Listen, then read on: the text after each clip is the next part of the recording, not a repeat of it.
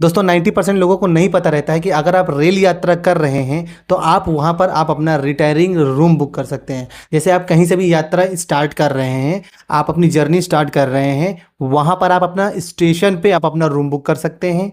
या और जहाँ आप पहुँच रहे हैं, मतलब आपकी जहाँ लास्ट जर्नी होगी वहाँ पर रूम बुक कर सकते हैं। आप बीच में कहीं नहीं रूम बुक कर सकते। क्यों? क्योंकि आपकी जर्नी जो स्टार्ट और एंड जहाँ पर हो तो वहीं पे आप रेस्ट करोगे ना। बीच में रेस्ट करने लगेंगे तो आपकी ट्रेन ही नहीं चली जाएगी। तो बात समझने वाली है। तो आपको अगर रूम बुक करना है तो कैसे बुक करना है, वही सारी चीज़ें मैं आपको इस वीडियो में आपको बताने वाला हूँ कि आप स्टेशन में आप अपना रिटायरिंग रूम कैसे बुक कर सकते हैं। अब रिटायरिंग रूम आप अवेलेबल हैं कि नहीं है उस स्टेशन में, ये कैसे पता चलेगा? वो बुक करते समय ही आपको पता चल जाएगा कि आपके स्टार्टिंग स्टेशन में रूम अवेलेबल है कि नहीं है, और जहाँ पर आप पहुँचने वाले हो इंड स्टेशन पे वहाँ पे रूम अवेलेबल है कि नहीं है। तो अभी आपको रिटायरिंग रूम बुक कैसे करना है वो मैं आपको पूरी जानकारी इसमें देने वाला हूँ, तो इस चीज़ को आप देखिएगा।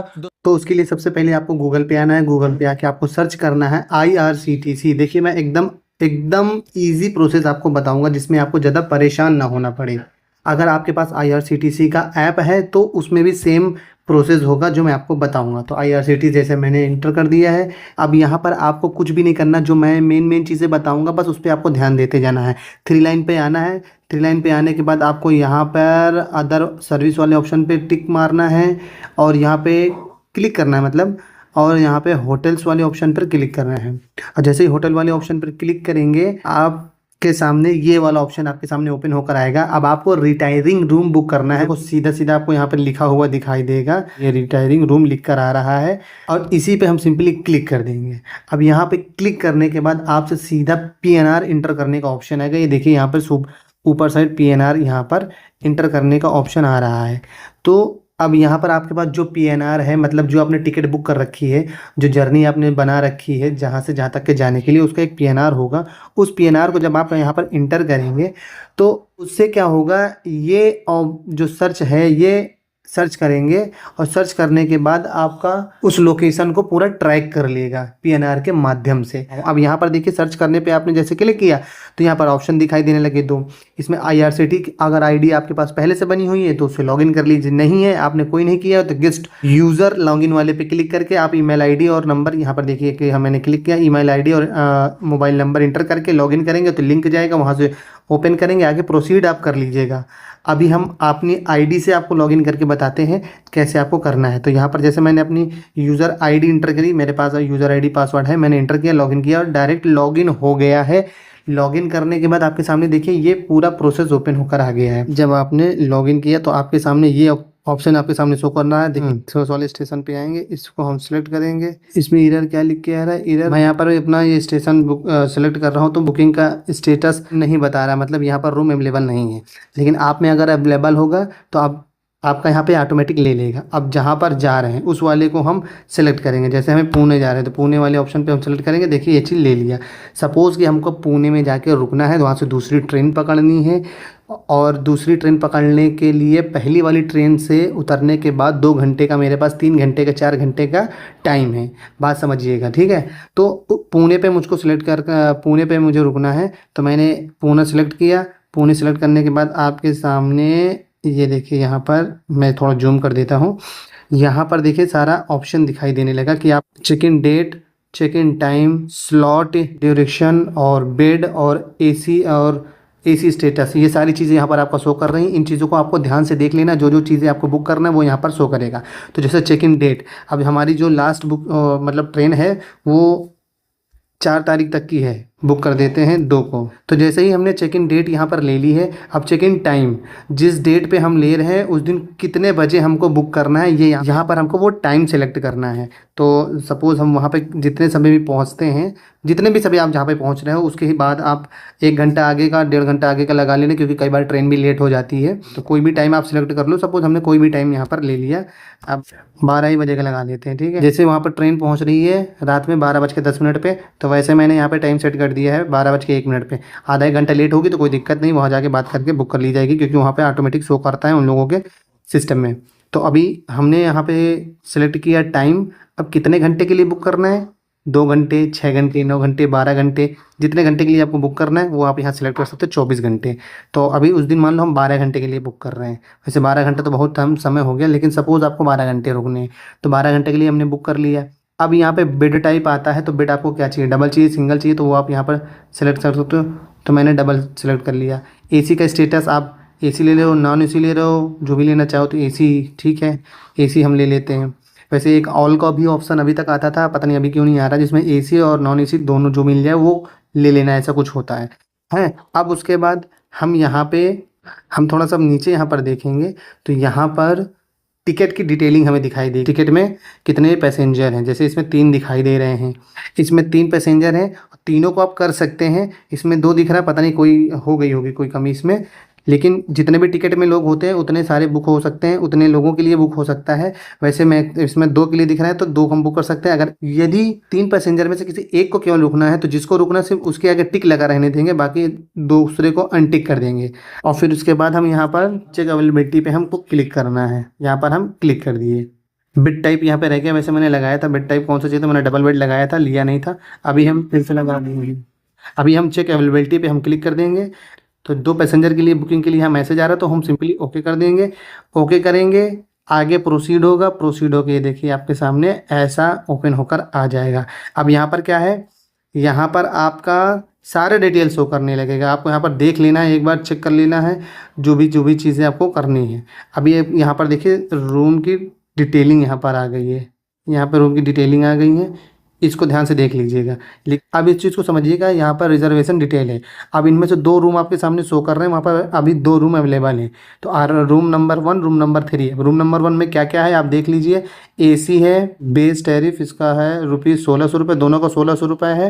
एमिनिटीज़ जो शो कर रहा है, व्यू एमिनिटीज़ पे क्लिक कर लेना। इसमें एक चीज़ आपको समझ में आ जाएगा कि ये सेकंड फ्लोर में है कि डबल फ्लोर में। देखा, अच्छा इसमें काफ़ी सारी चीज़ें दिखाई दे रहा है। इसमें डबल बेड है, टीवी है, वार्डरोब है, सोफ़ा है, ये सारी चीज़ें इसमें दे रखी है कि क्या क्या है वहाँ पे। मतलब ये दोनों रूम में ये चीज़ें मिलेंगी आपको, तभी दोनों पे ये चीज़ शो कर रहा है। तो आपको जो भी रूम बुक करना हो आप वो बुक कर लें, क्योंकि आपके लिए दोनों चीज़ें सही है, दोनों का रेट भी सेम है। तो सपोज़ हमने रूम नंबर 1 सेलेक्ट कर लिया, और सेलेक्ट करने के बाद हम प्रोसीड वाला जो ऑप्शन दिखाई दे रहा है, ये इस वाले ऑप्शन पे हम ये प्रोसीड का ऑप्शन दिखाई दे रहा है, यहाँ पर हम क्लिक कर देंगे। एक बार आप अपने चीज़ों को जितना भी चीज़ें फिल करेंगे, अपडेट करेंगे, उसको आप चेक ज़रूर कर लेना, ताकि आपको बुक करने में बाद में कोई प्रॉब्लम ना फेस हो आगे। हम प्रोसीड पे अभी क्लिक करेंगे। प्रोसीड पे क्लिक करने के बाद आपके सामने सारी डिटेल ओपन होकर आ जाएगी। अब यहाँ पर पर्सनल डिटेल यहाँ पर जो शो कर रही है, मतलब जिसकी आईडी से आप बुक कर रहे हो, ये उनकी आईडी का डिटेल यहाँ पर शो करेगा, तो इसमें कोई इशू नहीं है। ये आपकी आईडी होगी तो आप ही का शो करने लगेगा, दूसरे की आईडी आप यूज़ कर रहे होंगे तो उसका यहाँ पे शो करने लगेगा। इसमें इतना बड़ा कोई इशू नहीं है, तो इसको आप ऐसे एट पड़ा रहने देना है। बस आपको यहाँ पर आईडी कार्ड आपको अपना यूज़ करना होगा, जो यहाँ पर सेलेक्ट करना होगा। तो जैसे हम यहाँ पर आधार आईडी भी तो है, तो जो पैसेंजर है उसकी हम आधार यहाँ पर डाल के आधार नंबर यहाँ पर डाल देंगे। ये देखिए आईडी कार्ड नंबर पूछ रहा, तो यहाँ पर आपको आईडी कार्ड नंबर इंटर कर देना है। तो सपोज़ मैं इंटर कर देता हूँ। आधार नंबर इंटर करने के बाद इसको हाइड कर देना है, फिर प्रोसीड पर क्लिक करना है। उसके पहले अगर आप कुछ देखना चाहते हैं, चेक करना चाहते हो, चेक कर सकते हो। वैसे तो सारी चीज़ें यहाँ पर सब कुछ सही है, आप सारी डिटेल को रीचेक जरूर करते रहना, फिर उसके बाद प्रोसीड कर लेना, क्योंकि आप अपने लिए चीज़ें बुक कर रहे हो। अब यहाँ पे बुक करने के बाद देखिए यहाँ पर 1700 रुपये का रूम बुक हो रहा है। ये देखिए यहाँ पर ये पैसा शो कर रहा है। इसको मैं और आपको जूम करके दिखा देता हूँ।